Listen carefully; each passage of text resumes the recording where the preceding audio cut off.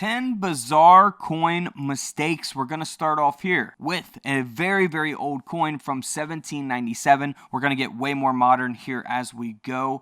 But this coin I thought was really, really cool. The coin sold for $780. It has been multi-struck. So check that out. You can see the lettering there, the design twice or multiple times, of course, as a result of the mint error. So, 1 cent coin here from the United States of America, 1797, $780. Man, would love to have that coin in my collection. Now, here's a 1922 S mint mark. This is a peace dollar. You know, 1922 peace dollars, some of them could be, $40 coins. Some of them can be thousands of dollars. In this case, this coin sold for over $11,000 at auction. And that's because it has a very rare mint error. The coin has been double struck and that strike is rotated. So you can actually see down here at the bottom of the coin below the date, you can actually see the lettering from the top of the coin, the word Liberty, and the design from the top of the coin, of course.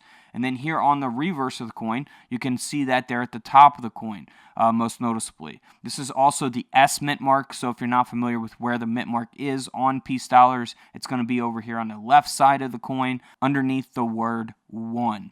So this coin, $11,100, graded by NGC at an AU 55. Now here is a quarter, Washington quarter from 1965. Looks like a very normal quarter. However, this quarter was struck onto a 90% silver planchet. Now everyone knows, or if you don't know, I'm going to tell you, 1964 was the last year that they made 90% silver quarters for circulation. So 1965 quarters are not supposed to be silver. However, this one is because the 1965 Washington quarter design was struck onto a silver planchet that they used in 1964 and prior. Now, the coin has been cleaned, so do not clean your coins. That will take away a lot of value from them. The coin does weigh 6.3 grams, and this quarter ended up selling for over $5,800 at auction. Nearly a $6,000 coin. Had it not been cleaned, could have got maybe $7,000 or $8,000. The coin is authenticated by NGC as a genuine mint error. This is a super rare mint error, so always weigh your 1965 quarters to see if they are silver. Now, there's other ways to tell if a coin's silver. Watch my silver coin videos. We go into more into depth on that. Now, here's a 1971 Kennedy half-dollar coin. The obverse here has a die break. So, as we zoom in on the coin, you can see that there. Very, very obvious type of mint error here that I guess you got to inspect the coin pretty closely for this. Might not stick out, if you're just going through your coins really quickly. So Obverse retained die break down there all the way from one side of the coin to the bottom of the coin there. So graded by NGC here, this coin sold for $384 at auction. Very nice coin there, proof 65. Grade. So this is a very obvious type of mint error here on this 1980 Roosevelt dime. The coin has been broad struck, and then the obverse has a large die break there.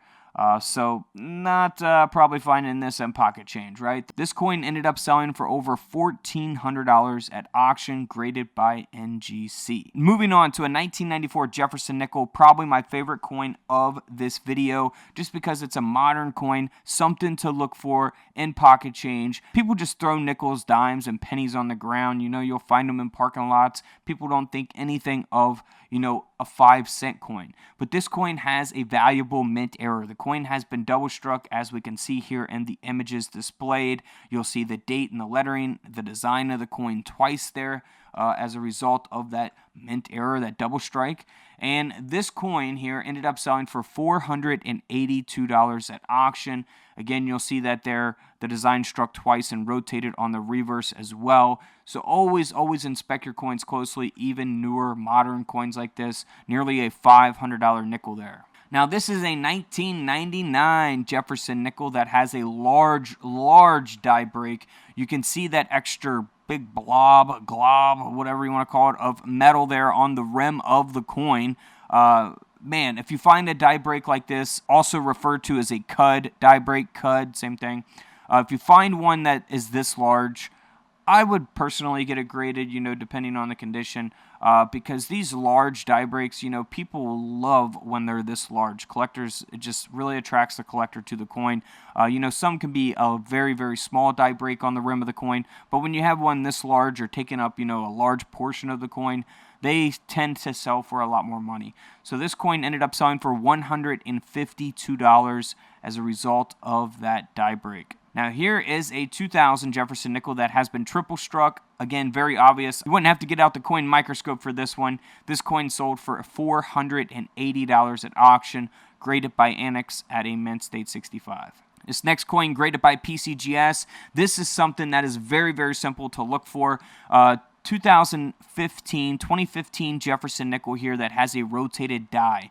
So if you pick the coin up from the bottom, if you put your two fingers where the 2015 date is and you flip the coin up, the design should be straight. It shouldn't be sideways like this. That means that the die is rotated. This is such an easy thing to look for on all your coins. Just grab them by the bottom when your coin is straight, flip it up, make sure it's not rotated. If it is rotated, then you got a rotated die, which could add some extra value to the coin. In this case, this nickel sold for $159 at auction.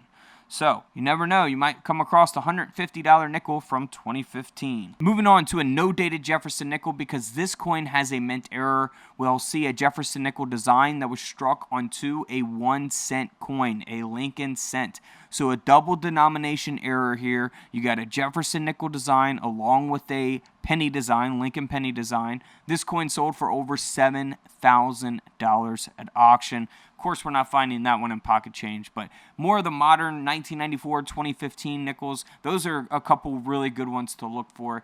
So always inspect your coins closely. And don't forget to subscribe in the middle. Feel free to check out the videos to the left of me. And until tomorrow, I'll see you guys in the comment section below. This is Couch Collectibles, and this is where I disappear.